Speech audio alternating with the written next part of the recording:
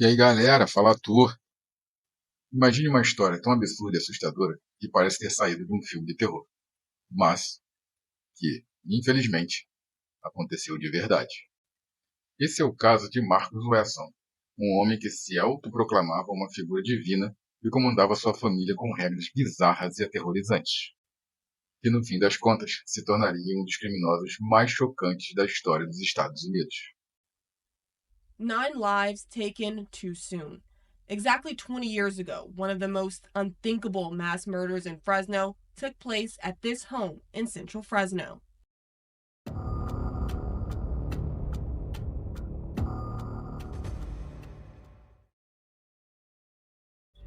Marcus Dallon Wesson nasceu em 1946 no Kansas, em uma família que já tinha seus próprios problemas.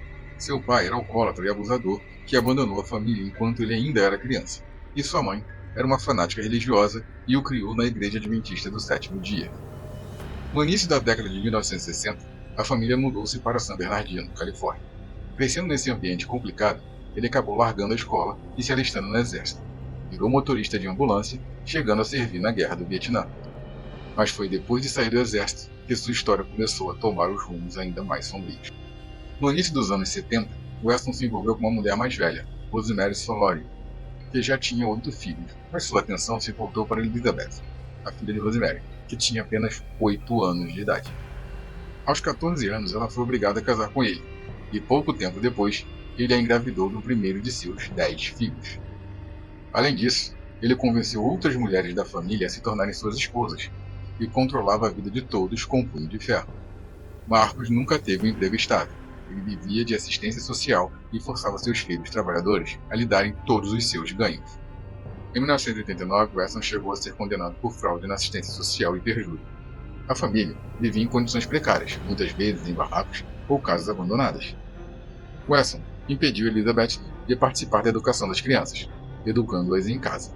Ele escreveu sua própria versão da Bíblia, onde dizia que Jesus era um vampiro e que ele mesmo era uma espécie de Messias.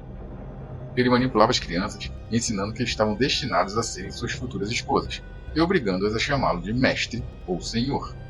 O currículo escolar de Wesson era extremamente bizarro.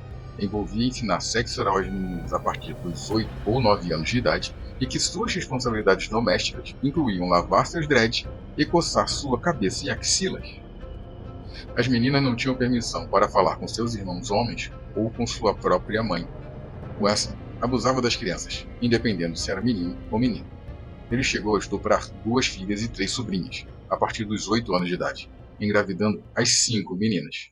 2 decades ago, Marcus Wesson had his children and grandchildren shot in cold blood.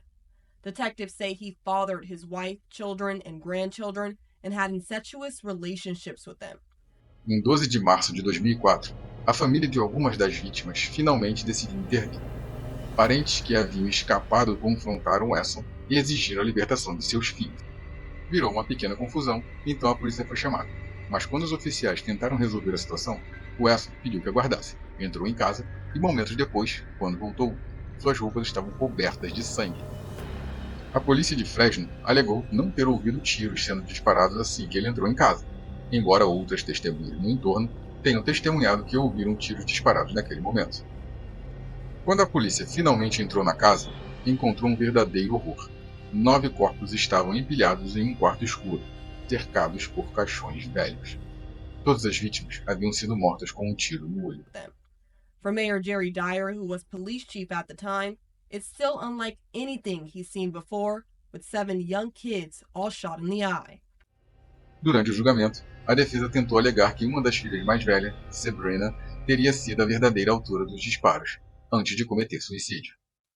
Isso porque não havia resíduo de pólvora nas mãos de Wesson no momento de sua prisão, e o DNA dela estava na arma do crime, o que levantou dúvidas. No entanto, o júri não comprou essa história. Para eles, era claro que Wesson havia manipulado a família para um pacto suicida, e que ele era responsável pelas mortes. Em 2005, ele foi condenado à morte por 9 assassinatos e 14 outras acusações de abuso sexual. Hoje, ele segue preso no corredor da morte na prisão de San Quentin, Califórnia. E sua casa, onde tudo aconteceu, foi demolida. Years ago, the home was torn down where the murders took place and now this dirt lot still remains vacant till this day.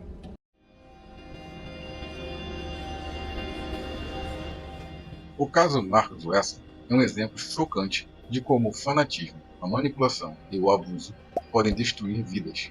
Sua história continua sendo um dos crimes mais macabros da história dos Estados Unidos e serve como alerta sobre os perigos do extremismo e do abuso de poder. Se gostou desse vídeo, não esquece de curtir e se inscrever no canal para mais histórias reais e inacreditáveis. Nos vemos no próximo vídeo.